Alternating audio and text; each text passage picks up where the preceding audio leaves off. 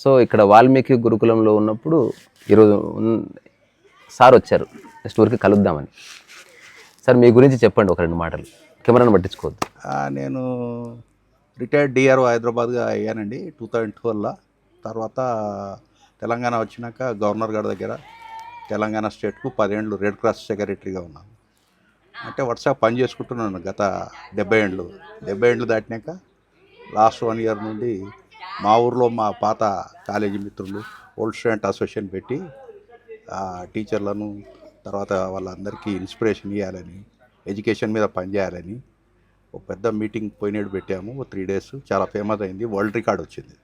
200 మంది టీచర్లను సన్మానము, 2000 మంది old students. World record అయింది. అదంతా రికార్డ్ అయింది. దాని మీద ఒకటి 180 మంది రాసిన పుస్తకం కూడా చేసినాం. అదే యాక్టివిటీ. నేను ఎట్లా పరిచయం? నాకు ఏదో ఒకటి, ఎందుకంటే ఏమీ లేదు మన మధ్యన, యూట్యూబ్ టాక్ తప్ప ఏమీ లేదు, వ్యాపారం లేదు లేకపోతే. అయితే నాకు ధర్మారెడ్డి అనే కలెక్టర్ మిత్రుడు, మన మహబూబ్నగర్ జిల్లాతోనే కలెక్టర్గా రిటైర్ అయ్యారు. వారు పండిట్ రవిశంకర్ తర్వాత జగ్గి వాసుదేవ్ దగ్గర కూడా పోయి ఆశ్రమాల్లో ఉండి అన్నీ చదువుకొని వచ్చినవాడు. అయితే మేమిద్దరం ఈ జిజ్ఞాసతో మాట్లాడుతుంటే, నేను అవన్నీ చేసినా కానీ నీ మెంటాలిటీకి రీసా గారు కరెక్ట్ సూటబుల్. నేను రీసా గారి దగ్గరికి మలక్పేటలో ఉన్నప్పుడు పోయి వచ్చాను, మన ప్రాంతం వాడే అని చెప్పి ఆయన అన్నప్పటి నుంచి మీ వీడియోలు చూడడం మొదలు. ఓకే. తర్వాత అంటే రీసెంట్గా వాకింగ్ చేస్తుంటే మీ వీడియో వినుకుంటూ పోతుంటే ఈయన వచ్చిండు.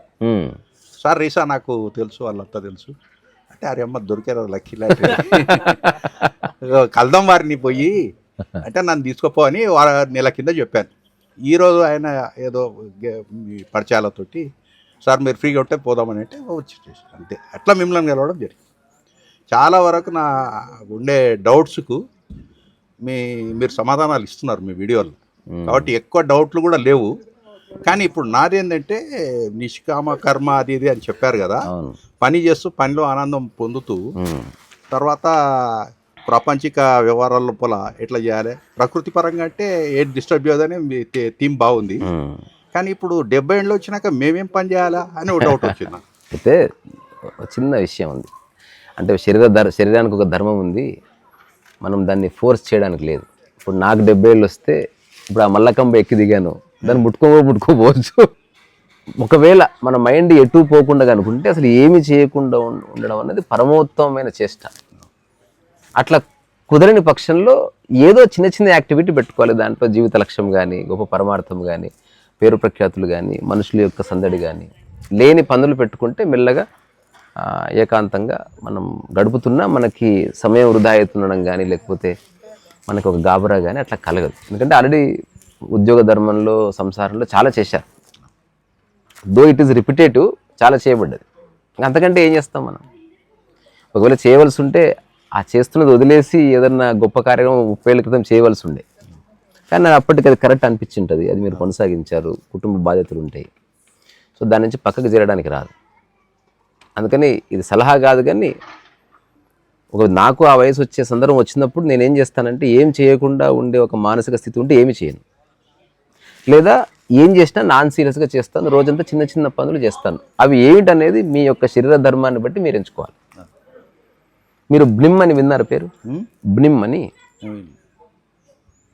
నేను ఈ మధ్యన ఒక ఇంటర్వ్యూ చేశాను. అతను, ఆయన పేరు నాకు తెలుసు, ఆయన ఓన్లీ ఇంతవరకు తెలుసు. కానీ నువ్వు చూసావు కదా, అతను కంప్లీట్గా ఒక చక్రాల కుర్చీకి పరిమితమైన వాడు, వీల్ చైర్. ఆయన శరీరం అంతా క్రిపుల్డ్ ఉంటుంది. అవును, అది చూసాను. అయితే అతను కూడా ఒక పని పెట్టుకున్నాడు. ఏంటంటే ఎవ్రీ ఇయర్ ఒక బుక్ రాస్తాడు. ఎవరిని అడిగితే బొమ్మలు వేసిస్తాడు, ఎవరిని అడిగితే సినిమాకి పాట రాసిస్తాడు, డబ్బుతో సంబంధం లేకుండా. దాంతోపాటు బాపు గారి కార్టూన్స్ అన్నీ ఎక్కడ దొరికినా జమ చేస్తాడు. ఎవరైనా ఆసక్తికరమైన వ్యక్తి ఉంటే వెళ్ళి కలుస్తాడు. సో తన శరీర ధర్మం ఇంపాసిబుల్ టు మూవ్ అని చెప్తున్నా, దీనికి ఏం సంబంధం? నాకు ఇష్టమైన పని పరిపూర్ణంగా చేస్తాను, ఈ జీవిత పర్యంతం చేస్తాను నిర్ణయించుకున్నాడు. అందుకని నిజానికి బాబు నేను నడవలేను, నువ్వు నా దగ్గర రాంటే నేను ఎల్లుండేవాడిని. కానీ అసలు డైరెక్ట్గా వచ్చేసిండు ఆయన. వచ్చి నాకు నేను చూడాలనిపించింది అందుకే వచ్చానంటే ఎంత గొప్ప మాట అది, రియల్ అమేజింగ్. అట్లా సో అందుకని ఇది సలహా కాదు కానీ ఇవ్వకూడదు, ఎందుకంటే ఆల్రెడీ మీకు తెలుసు ఆల్రెడీ, ప్రతి ఒక్కరికి తెలుసు. మనం ఇంతవరకు పనిని ఎట్ట చూసాం, డబ్బు వచ్చేది, లేకపోతే పేరు ప్రఖ్యాతులు వచ్చేది, వేరే వాళ్ళ చేత గుర్తింపు వచ్చేది, ఇక చిన్న వాటి నుంచి పక్కకు జరిపి చూడమంటుంది అంతే. నేను చెప్తున్నది గొప్ప విషయం కాదు, కొత్త విషయం కాదు, ప్రకృతిలో ఉన్న విషయమే. ఇంకోటి మీరు డబ్బు గురించి మీ ఫిలాసఫీ కూడా నాకు నచ్చింది. అవును, అవసరమైన ఉన్నంత వరకే ఉండాలి, అవసరం లేదు తర్వాత దాన్ని నో వాల్యూ అనేది. డబ్బు ఉన్నది ఉంగరం పెట్టుకోవడానికో పబ్బుకి వెళ్ళడానికో కాదు, అది బాగా ఏదన్నా అవసరమైతే ఉపయోగపడుతుంది, ఉపయుక్తం అంతవరకు. చాలా బాగా. అంటే ఇది వయసుకు సంబంధించిన విషయం కాదు, ప్రతి ఒక్కడు ఏదో టైంలో అర్థం చేసుకుంటే భావి జీవితం బాగుంటుంది. లేకపోతే లైఫ్ అంతా కాస్త ఆందోళననో పరచింతనో, లేకపోతే ఏదో అర్థం పడతలేని బాధ, ఎందుకు బాధపడుతున్నా కూడా తెలియకుండా బాధపడేవాళ్ళని చూశాను. ఏదో ఎప్పుడు చింత వాడి గురించి, వీడి గురించి, హఠాత్తుగా దేశం గురించి. ఇంకోటి నచ్చింది ఏంటంటే మీ దాంట్లో మీరు అంతా సంసార జీవితం గడుపుతూ కూడా అవును ఓ ఋషిలాగా ఉండడం అనేది ఇక్కడ కూడా సంసారం ఉంది. ఇదే చుట్టుముట్టు సంసారాన్ని పెట్టుకొని అంటే మా అమ్మ, ఆధ్యాత్మికంగా అంటే చాలా మంది చెప్పారు. ఇది మీరు ఆచరణలో ఇది చాలా గొప్ప విషయం. వేరే వాళ్ళేమో ఆడిపోయి ఇడిపో, లేకుంటే ఎక్కడన్నా పోయి ఇదిగా అని అంటారు, అది అనవసరం. ఎక్కడ పోయినా ఇక్కడ పోదుగా, రియల్ మ్యాజిక్ అంటే ప్రాక్టికల్ ఉన్నారు మీరు. అదే చాలా బ్రూటల్ ప్రాక్టికల్ అంటారు. బ్రూటల్ ప్రాక్టికల్ అది నచ్చింది. ఓన్లీ ప్రాక్టికల్గా చేస్తేనే రియల్ అండర్స్టాండింగ్ వస్తుంది సార్. ఆలోచిస్తూ పోయినాం అనుకో, చాలా ఆలోచనలు వచ్చి అసలు మనల్ని కదలియవు. మీరు అన్నాక నేను ఒకసారి ఏం చేశానంటే, ఒక్కడి నుండి మా మిస్సెస్ అమెరికా పోతే నేనే అంట్లు తోమి, మీరు అంటారు కదా అంట్లు కూడా తోమాలి, దేవుని పట్టం కూడా అట్లే శ్రద్ధ కూడా, అంతకుముందు ఐడియా లేదు, అట్లా అటువంటి పనులు కూడా రావు నాకు. అటు ఎవరు చెప్పరుగా, గొప్ప పని అంటే వేరే ఉన్నాయి, మామూలు పని, నీచమైన పని. సంతోషమైంది అంటున్నా. అంతా చేసినాక మెల్లగా కాఫీ నేర్చుకోవడం, ఇటువంటి చిన్న చిన్న చేసుకున్నాం ఈ మధ్యన. అంటే అంతకంటే అసలు ఎంత గొప్ప విషయం తెలుసా అది. అసలు మన అహంకారం అంగీకరించదు అట్లా, నేనేమిటి చేయడం ఉంటుంది. అసలు అన్ని పనులు పరమోత్కృష్టమైనవే. మీరు చెప్పినాక నాకు అంతకుముందు కూడా తెలుసు, కానీ ఇంత క్లారిటీగా చెప్పలే ఎవరు. అది అంటే వాళ్ళు చేయరు కదా, అంటే సమాజం మనకి ఒక ఆలోచన అంటగట్టేసింది, ఇది గొప్పది, అది ఆడంగి పని. ఇప్పుడు నేను మా ఇంట్లోకి అడుగుతున్నప్పుడు కూడా నాకు బ్యాక్లాష్ ఉన్నది, నేను ఎప్పుడు దాన్ని ఖాతరు చేయాలి. అసలు ఇది ఆడమ్మగా సంబంధించిన విషయం కాదు, పని అబ్బా, పనికి ఆడమ్మగా ఏముంటుంది, ఆకలికి ఆడమ్మగా లేనప్పుడు పనికి ఎట్లా ఉంటుంది. తర్వాత ఇంకొకటి, మీరు అన్ని పాజిటివే చెప్తున్నారు, నాకు నెగిటివ్ చెప్పంగా నేను ఒక్క వీడియోలో కూడా చూడదు. అవును, అది చాలా గ్రేట్. Positive all that. అంటే వేరే వాళ్ళు సబ్మిసివ్ అనుకుంటారు, ఏదో అనుకుంటారు, తగ్గిపోయింది అనుకుంటారు, అహం తీసుకున్నాడు, కొద్దిగా కామ్గా వెళ్ళిపోయి 5 నిమిషాలు మాట్లాడకుండా అదే సర్దుకుపోయి, ఇవన్నీ చెప్తున్నారు కదా, అవన్నీ ప్రాక్టికల్, చాలా ప్రాక్టికల్, చాలా యూస్ఫుల్ అండి, చాలా యూస్ఫుల్. ఆ చిన్న దాంట్లో మనం అర్థం చేసుకుంటే చాలా పీస్గా ఉండదు. ఇవి అంటే మీ వీడియోల ద్వారా గమనించిన, అంటే మీరు కరెక్ట్గానే గమనించారు. అంటే మీరు చెప్పిన దాంట్లో ఒక బ్రూటల్ ఆనెస్ట్ ఉంది యాక్చువల్గా, ఉన్నది కుండ బదులు కొట్టేది చెప్తా, అంతే మీరు చెప్పింది అంతే. తర్వాత మీరు అనే తెలంగాణ వాడుక భాషలు బాత్ కథం అంటారు కదా, అవి నాకు నచ్చినాయి. అంటే నేను కూడా తెలంగాణ ఉంది కదా, కేసీఆర్ ఎట్లయితే పంచి కొడతాడు, సార్ కూడా పంచులు కొడతాడు, ఇది నచ్చింది అన్నమాట. అంటే ఇన్ని విధాలుగా నచ్చింది కాబట్టి I like Kamal Haasan, I like so many. ఇదే దాంట్లో వీరు కూడా ఒకరు అంటున్నారు, దాని పెద్ద ఇదేం లేదు. అవును, అంటే ఇదేంది అంటే ఎలాంటి ప్రాపంచిక వ్యవహారము లేని ఒక చిన్న అభిమానం అంతే. అంతే అంటే నేను ఎవరికి ఏమి ఇవ్వడం లేదు, నా వల్ల ఎవరికి ఉపయోగం లేదు. అమృతమైన అభిమానం, అమితమైన అభిమానం, అది కూడా మార్నింగ్ శుభవేళల్లో మేము కలుసుకుంటాం. నేను ఎవరి దగ్గర రాని సార్, మీరు తాకున్నప్పుడు వెళ్ళిపోంటారు పోయి అక్కడ. తర్వాత దాని గురించి ఎవరు వినరు, నేను చెప్తున్నాను చాలా మంది. మంచిగా ఏంటంటే అందరు వింటుంటారు, ఒక్కరు మౌనంగా ఇక స్టార్ట్ చేస్తాడు. ఆ స్టార్ట్ చేసిన తర్వాత అంతా ఆర్టీఓలు, డిప్యూటీ కలెక్టర్లు అందరు వాళ్ళే ఉంటారు. ఇప్పుడు ప్రజెంట్ ఉన్నోళ్ళు కూడా ఉన్నారు. ఆ టైంలో ప్రాపంచికం అది, ఇంకా మీరు చెప్పే ఆ టైంలో అవన్నీ తెలిసిన మీరు చేసిన గొప్ప పని అండి. డివిజన్ చేశారు కదా, దాన్ని తెలుసుకోవడానికి చాలా టైం పడుతుంది చాలా మంది. అసలు ఆధ్యాత్మికతని నిర్వచించడం అతి సులభం. ప్రకృతి పరమైనదంతా ఆధ్యాత్మికం, ప్రాపంచిక పరమైనదంతా ఆధ్యాత్మికం కాదు. చాలా బాగున్నది, చాలా ఏదో చెప్తున్నారు మీరు. మదన్ సార్ ఎందుకో మాట్లాడడం లేదంటే అందరు అక్కడ ఉన్న వాళ్ళు అందరూ ఒక నవ్వి రీసతోటి ఉన్నాడు అని అంటారు. కరెక్టే. వాళ్ళకందరికి నేను మా ఇంట్లో మా గ్రూప్స్లలో మా పిల్లలకంతా మీ వీడియోలు పంపుతున్నాను. ఎందుకంటే ఇది చాలా అన్కండిషనల్ అబ్జర్వేషన్. అంటే ఇప్పుడు ఒక ప్రమోషన్ లేదు, ఒక సెలబ్రిటీ ద్వారా చెప్పించలే, లైక్ షేర్స్ లేకపోతే అట్లీస్ట్ గొప్ప గొప్ప సన్నివేశాలు, లేకపోతే మంచి బ్యాక్గ్రౌండ్, ఇట్లా పూల మొక్కలు ఏమీ లేవు. ఒక చెత్త కుండి పక్కన కుక్క కూర్చుంటూ చూసిండ్రా అంటే దానికి ఏం ఉండదు పట్టు. అట్లా సాదాసీదా మనిషి నేను. ఇంకోటి ఉన్నది ఇది సత్యము, దాన్ని డెకరేట్ చేస్తే మెల్లగా అబద్ధంలోకి ఎంటర్ అవుతాం మనం. నేను చాలాసార్లు ఈ మాట అనిపించింది రావు. అదేంటంటే మనం ఒక విషయాన్ని అందంగా రాసి మన అనుభవంలో లేనిది దాన్ని అందంగా ప్రజెంట్ చేస్తే అప్పుడు దాన్ని 1,00,000 మంది మెచ్చుకుంటే అబద్ధాన్ని మెచ్చుకున్నట్టే. అట్లా కాకుండా నువ్వు నీలా ఉండు, ఎవరు చూడలే, నో ప్రాబ్లం. ఒక్క చూశారు, ఉన్నదే అని రియల్ చూశారు వాళ్ళు. యాక్చువల్గా సంఖ్య ఇంపార్టెంట్ కాదు. రియల్ చూడడము, తర్వాత ఆస్వాదించడం, పాటించడం, ఇంకా నలుగురికి చెప్పడం. పుస్తకాలు కూడా పుస్తకాలు చాలా బాగున్నాయండి. మీ రాత అందమైన రాత, ఓపిక లేలే మీ మనసులాగానే రాత అందంగా ఉంది, బొమ్మలు అందంగా ఉన్నాయి, చదవబుద్ధి అవుతుంది. అంటే కొద్దిగా నాకు కూడా లిటరరీ సైడ్ ఇంట్రెస్ట్ ఉంది కాబట్టి ఆ పుస్తకాలు యూనిక్. ఎప్పుడో చూడలే నేను, ప్రింటులా అటువంటివి చూడలే. ఆశ్చర్యపోయినా బుక్ చూసి. ఎమ్మడే వెల్చాల కొండలో అని పెద్ద సాహిత్యకారుడు, పెద్ద మనిషి, ఆయనకు ఆ బుక్ తీసుకుపోయి చూస్తే ఎంత ఆనందపడ్డాడంటే, అరే ఇతన్ని మన దగ్గర తీసుకురా భయ్య అంటాడు. అరే ఆయన రావద్దు, మనమే పోదాం సార్, ఆయన చిన్న తోటలో కూర్చొని యాడంటే ఆడ ఇంటర్వ్యూలు ఇస్తాడని చెప్పాను. నేను చెప్పింది అది. ఉపదేశం బుక్ తీసుకురా సార్కి. అది ఉన్నదండి, అది ఉంది. ఇప్పుడు మొన్న లేటెస్ట్ లేదంటే అదే ఉపదేశం. అదేనా? అదే అదే ఒకసారి చూడండి, ఉంటే వద్దులే. లేదు ఇది లేదు, మీరు రిలీజ్ అక్కడ చేశారు కదా, అది లేదు, అది లేదండి. మిగతా అది మీరు అన్ని కట్ట పంపారు. నేను ప్రస్తుతం నేను మా అమ్మ కథ రాస్తున్నా.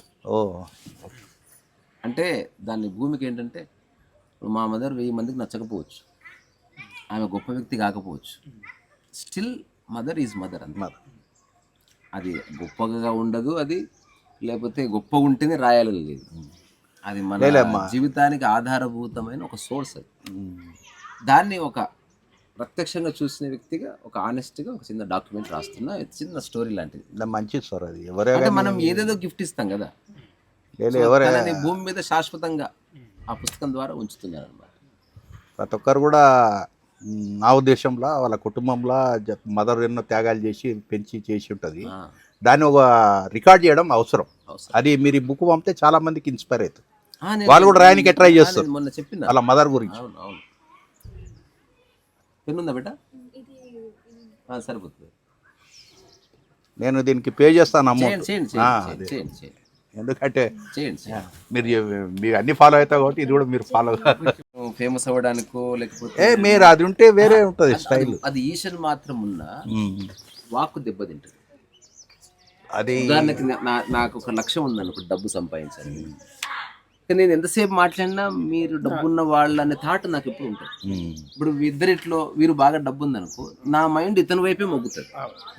ఆ తర్వాత ఖాళీగా ఉన్నప్పుడు మీ లిబరేషన్, మీ జీవన్ముక్తి నాకు సంబంధం లేదు. నాకు మీరు ఉపయోగపడతారా పడరా అని ఆలోచిస్తాను. ఇది జరుగుతుంది ప్రపంచంలో. నేను దీని మీద నాకు ఈ ఒక్క విషయం అర్థం కావడానికి నాకు కపుల్ ఆఫ్ ఇయర్స్ పట్టింది. అంటే కరెక్ట్గా స్ట్రైక్ అవ్వడానికి టైం పట్టింది. లేకపోతే నేను కూడా ఎప్పుడో ఒక ఆశ్రమం లాంటిది పెట్టి ఉంది, ఒక ఆశ్రమం లాంటిది పెట్టి ప్రపంచానికి సేవ చేద్దామని ఒక దుర్బుద్ధి కలిగింది నాకు.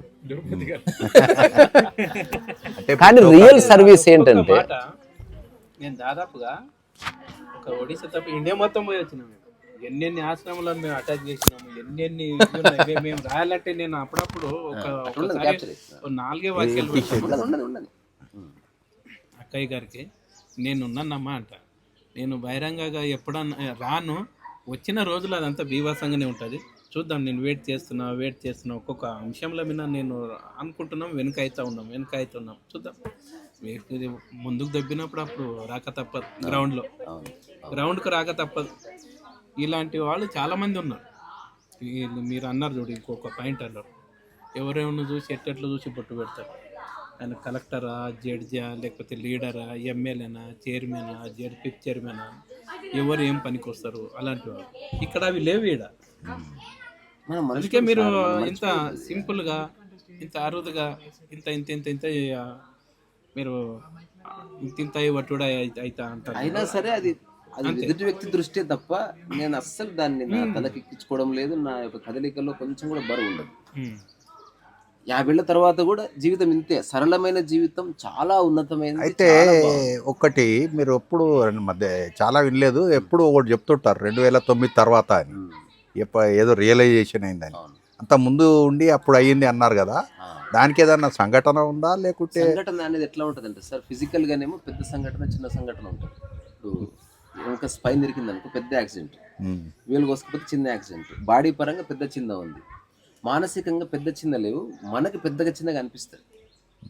ఇప్పుడు మనం ఎవరో ఇచ్చిన ఒక చిన్న పుస్తకం ఒక్కసారి పోతే చాలా పెద్ద సంఘటన అవ్వచ్చు, ఆస్తి పైన పట్టించుకోడు. కానీ ఒకడికి ఆస్తి మొత్తం పోతే పెద్ద సంఘటన అవుతుంది, ఒకడికి భార్య చనిపోతే పెద్ద సంఘటన అవుతుంది. సో నాకు అవి నేను చెప్తే దీనికి అనిపిస్తుంది వేరే వాడికి, కానీ నాకు చాలా పెద్ద సంఘటన. ఓకే, పెద్దది చిన్నది ఉండదు, మనం దాన్ని పెద్దది చిన్నదిగా చూస్తున్నాం. అట్లా కొన్ని అంటే కరెక్ట్గా ఇదేం చెప్పలేను, కానీ ఒక 8 to 9, 10 years ప్రాసెస్ అది. అంటే నాకున్న ప్రశ్నలు, నాకు జవాబులు దొరకలేదు, ఈ మీడియోకర్ లైఫ్ నేను బతకలేను, తర్వాత ప్రపంచంలోనేమో అంతులేని వ్యత్యాసాలు ఉన్నాయి. నాకు ఒక బైక్ కొనుక్కుందాం అంటే నాకు 5 ఏళ్ళు పడుతుంది. నా పక్కింటోడు వాడు కాలేజ్ అయిపోగానే వాళ్ళ డాడీ బైక్ ఇచ్చాడు. ఇది నాకు అర్థమయ్యేది కాదు. దానికి ఎవరైనా ఫ్రెండ్స్ అడిగితే పూర్వజన్మ వృత్తాంతం, గత జన్మల వాడేదో పుణ్యం చేసుకున్నాడు. గత జన్మల బైకే లేనప్పుడు అంటే బైక్ వీడికి ఎట్లా వస్తుంది? గత జన్మల తర్వాత తర్వాత తర్వాత చాలా చర్చలు, ఆర్గ్యుమెంట్లు, ఇది తప్పు, అది తప్పు, ఈ ఆశ్రమం కరెక్ట్, ఆశ్రమం కరెక్ట్, ఈ గురువు కరెక్ట్, వాడు కరెక్ట్, ఇదంతా అయిపోయిన తర్వాత మెల్లగా మైండ్ ఇప్పుడు ఎంత జమైంది చెత్త, ఒక్కసారి దాన్ని చూస్తే నాకు ఇందులో ఒక్కడు కూడా ఉపయోగపడదని నాకు రియలైజేషన్ వచ్చింది. ఇది కాదు నాకు కావాల్సింది. అసలు లైఫ్ ఏమిటి? అసలు ఈ ప్రపంచంలో పుస్తకాలు లేవు, ధర్మగురువులు లేరు, ఎవ్వరు లేరు అనుకో, నేను ఎట్లా అర్థం చేసుకుంటాను? ఇది ఎటువంటిదంటే నా కాళ్ళు ముళ్ళు దిగితే అసలు మెడికల్ షాపులు లేవు, డాక్టర్స్ లేరు, ఎవరు లేరు. అది అప్పుడు ఎట్లా తీసుకుని ఒక ఆదిమానం అంటే వాడు ఇంటెలిజెన్స్ చూస్తాడు కదా, దాన్ని అర్థం చేసుకుని ఒక ముళ్ళు ఎత్తులాడుకుని ఏదో చేస్తాడు. అట్లా ఒక ప్రిమిటివ్గా చూద్దాం, ఓకే అట్లా చూద్దామని నిర్ణయించి నేను ఏదో చిన్న ఎంక్వైరీ చేసిన సార్. నేను అందుకే నా ఆత్మకథలో నేను ఎలాబొరేట్గా రాసిన. నిజానికి దాంట్లో ఒక చిన్న క్వశ్చన్ ఉంటుంది, అసలు ఏం సాధించినామని ఆత్మకథ రాస్తున్నావు అని ఒక ప్రొఫెసర్ అడిగారు. ఇది సాధించే వ్యక్తి రాసే పుస్తకం కాదు, ఏది ఉన్నా లేకున్నా ఆనందంగా ఉంటుంది వ్యక్తి కథ అని చెప్పాను నేను. అంతకుమించి ఏం లేదు. చాలా బాగుంది. సో ఏదేమైనా మీరు సైకాలజీ, అది ఫిలాసఫీ అండ్ సైకాలజీ అనుకోండి, లెస్ లగేజ్ మోర్ కంఫర్ట్ అంటారు. లోపల ఉండే చెత్త తీసేయమాట. అంతే కదా, ఇప్పుడు వాటర్ని ప్యూరిఫై చేస్తలేదు, చెత్త తీసేస్తుంటే ప్యూరిఫై కనిపిస్తుంది. అది వాటర్ ప్యూరిఫైయర్ రాంగ్, అది డస్ట్ రిమూవర్. అది బేసిక్గా ఎవడు వాటర్ని ప్యూరిఫై చేయలేడు. అంటే మీది అవసరం అండి ఇప్పుడు ఈ సొసైటీకి. మీరు చెప్పే చాలా అవసరం. ఎందుకంటే నానా రకరకాల పుస్తకాలు చదివి అన్ని చదివి అర్థం చేసుకునే బదులు మీరు చాలా షార్ట్ కట్ గా అంటే వినేవాళ్ళు కొందరైనా నిజంగా వింటున్నారు. అంటే ఇప్పుడు ఒక సెలబ్రిటీని 1 కోటి మంది ఫాలో అవ్వచ్చు, బట్ సెలబ్రిటీకి వాళ్ళకి మధ్యన ఏ కమ్యూనికేషన్ ఉండదు, సంతకం తప్ప. ఫోటోగ్రాఫ్, సంతకం, అక్కడ అయిపోతుంది. ఇప్పుడు మీరెవరు, నేనెవరు? చూడు, మన మధ్యన ఏ వ్యాపారం లేదు, ఏం లేదు. మీరు హృదయాన్ని, మీరు ఒక హృదయాన్ని, మీరు ఒక ఉస్మానియా యూనివర్సిటీ వీడికి వచ్చింది అనుకో, అక్కడ ఉస్మానియా యూనివర్సిటీలో ఛాన్సలర్, వైస్ ఛాన్సలర్, మిగతా వాళ్ళు మా గ్రూప్స్ చెప్తున్నాడు. కానీ నేను అంటున్నది, మనం ఏ విధమైన ప్రాపగండా చేయట్లే. నా వీడియో చూడమని ఒకరితో చెప్పారు. సో ఇప్పుడు వర్షం వస్తుంటే తడవమని ఎవ్వరు చెప్పారు గవర్నమెంట్, ఎవడో తడుస్తాడు పోయి. అట్లా ఎవడో నా మాటలో తడవలసింది, అది తప్ప బాగుంది. అది బాగుంది. ఎవరిని మనం అడుక్కోకూడదు. అడుక్కుంటే చెడిపోతుంది. వేరే వాడు చెప్పాడు చెడిపోతుంది, వాడు ఆ దృష్టితో చూస్తాడు. అట్లా కాకుండా ఇప్పుడు నా మాటలు విన్న వాళ్ళు గాలివాటు హఠాత్తుగా ఏంది ఇది అట్లా ఆగి విన్న వాళ్ళే ఉన్నారు. మరి నాకు రాము కూడా అట్లే పరిచయం. అట్లా మా సన్న అమెరికాలో ఉంటాడు. ఈ మధ్యన ఏమంటున్నా అంటే, మీకు ఎవరు లేకున్నా రీసా ఉన్నాడు కదా డాడీ అంటాడు. అంటే చెప్తున్నా, దట్స్ గోయింగ్. చక్కటి మాట. అంటే చెప్తాను మీ ఇన్ఫ్లుయెన్స్ మా మీద. ఇప్పుడు నాకు దాదాపు ఒక 4 yearsగా ఎర్లీ మార్నింగ్ ఒక మెసేజ్ వస్తుంది, శుభోదయం కన్నయ్య అని. ఎవరో నాకు తెలియదు అమ్మ, నువ్వెవరో నాకు తెలియదు కానీ నా కొడుకు అనుకుంటున్నాను, నీ నుంచి నాకేమొద్దు అని అని ఫస్ట్ మాల్గొల్లి. ఇప్పుడు రేపు వస్తుంది ఆవిడ, ఊర్లో అడిగితే నా కొడుకు దగ్గరికి వెళ్తున్నా అని చెప్పొచ్చి వస్తుంది. తెలియదు నాకు, తెలియదు. ఇప్పుడు నేను కూడా వెతుక్కుంటానే వచ్చాను, అది పెట్టుకొని లొకేషన్ పెట్టుకొని వెతుక్కుంటానే వచ్చాను. ఫోన్లో చెప్పింది ఏమిటి, కన్నయ్య జస్ట్ నేను చూసి కరెక్ట్గా గంట సేపు, ఆ తర్వాత నువ్వు ఉండమన్నా ఉండను, నేను వచ్చేది నీ సమయాన్ని. అదే మీ సిద్ధాంతమే. అంటే ఎంతసేపు చూసినా అంతే. ఇంకా అందుకే రేపు 10:30కి వస్తాను. నాకు ఆమె ఎవరో కూడా తెలియదు ఇప్పటి వరకు. ఇంకోటి ఆ చిన్న కాన్వర్జేషన్ తప్ప ఏమీ లేదు. ఎప్పుడన్నా సంవత్సరంలో ఒక్కసారి ఒక 30 సెకండ్స్ అట్లా మాట్లాడవచ్చు. అంటే కొన్ని వందల గంటలు మాట్లాడుకున్నా కొన్నిసార్లు కమ్యూనికేషన్ సెట్ కాదు. కొన్నిసార్లు జస్ట్ చూసుకుంటే ఏదో ఒక ప్రొఫౌండ్ కనెక్షన్ ఎస్టాబ్లిష్ అయింది. మీరు చెప్పే దాంట్లో అది కూడా చాలా నచ్చింది. ఎక్కువ టైం వేస్ట్ చేయకపోవడం, తర్వాత షార్ట్గా మాట్లాడి వెళ్ళిపోవడం, ఇవన్నీ నేర్చుకోవాలి వీటి దగ్గర నుంచి. అది ఇంకా చాలండి అంటారు అప్పుడే. అంటే కట్ చేయడం కాదు, అది వరకే. ఆ ప్రిసైజ్ ఉన్నదే బాగుంది సార్. అది నేర్చుకొని అలవాటు చేసుకోవాలి. అది నాకు బాగా అనిపించింది. మీ లోపల ఇవన్నీ బాగా నచ్చినాయి. బాగుంది, థ్యాంక్ యూ. అరే అంటే ఇదేంది very healthy heartful conversation, no strings attach, అట్లా ఏ బరువు లేదు. నేను మళ్ళీ ఎప్పుడన్నా వస్తానులేండి. మీరు ఏమంటారు, లేలే సార్ ఏమంటారు అంటే మళ్ళీ ఇంకోసారి రావాల్సిన అవసరం లేదు అని అంటుంటాడు వీడియోలో. అమ్మాయి ఇదేంది భద్రా బాబా అనుకున్నాను నేను. అంటే నా ఉద్దేశం మనం ఊరికి కలుసుకోవాల్సింది తప్ప ఆధ్యాత్మికత పేరుతో చర్చలు అక్కర్లేదు. అట్లా ఫ్రెండ్లీగా కలుసుకోవచ్చు అని చెప్తాడు. అదే వారి వీడియోలే చెప్తున్నాను నేను కూడా. నాకు నచ్చింది, అది కూడా నచ్చింది. ఎందుకు అన్నెసరీ అవన్నీ చాలా ప్రాక్టికల్ అని అంటున్నాను. అదే అంటే నేను అసలు ఏదో గుంపును కూడగట్టడానికో, దీన్ని ఆధారం చేసుకుని డబ్బు ఎర్న్ చేయడానికో, లేకపోతే గుర్తింపు వస్తుంది, పేరు ప్రఖ్యాతులు వస్తే మనం భవిష్యత్తులో ఈ స్టెప్ తీసుకోవచ్చు. ఏ స్టెప్స్ లేవు అసలు, ఆధ్యాత్మికతలో స్టెప్సే లేవు. అది ఉంది లేకపోతే. రిటైర్డ్ జాయింట్ కలెక్టర్ అండి నేను. అవన్నీ బాగానే చేశాను జీవితంలో, ఉద్యోగాలు చేశాను, మంచి పెద్ద పెద్ద పనులు చేశాను. కానీ ఇప్పుడు పీస్ఫుల్గా ఉన్నాను. మీవన్నీ ఇంటుంటే మీరు పప్ప అనేటోళ్ళు మీరేనా? అంటే నేను వీరినే చూస్తుంటాను, మధ్య మధ్యలో వెనక నుంచి మాట్లాడుతుంటాను. నేను నా డాక్టర్గా తీసుకున్నాను. మళ్ళీ మీరు ఇంత చిన్న వయసులో వీరి క్వశ్చన్ ఆన్సర్ సెషన్లో మళ్ళా మీ ఏమంటారు, మీ అవగాహన ఇవన్నీ ఇంకా మిమ్మల్ని మించిపోతుందా? రాంగా ఏం కథ? ఇది మించిపోయేది ఉండదు సార్, ఇది ఉన్నది ఇంతే. ఇంకా ఒకవేళ ప్రశాంతతకి ఎక్కువ తక్కువ లేవు, ఎక్కువ కావచ్చు అంతే. ఇది మీరు ఇవ్వండి సార్కి. మీరు ఇవ్వండి సార్, మీరు ఇవ్వండి, నేనే ఇస్తాను. మీరు ఎందుకంటే మా మామయ్య కాలేజీలో చదివినారు. బెటరా వారు కూడా అక్కడి వారే. ఇదేం చిన్న మూమెంట్ బెటా, మూమెంట్లే పప్ప అని గుర్తుపట్టాడు. అదే. సో ఇది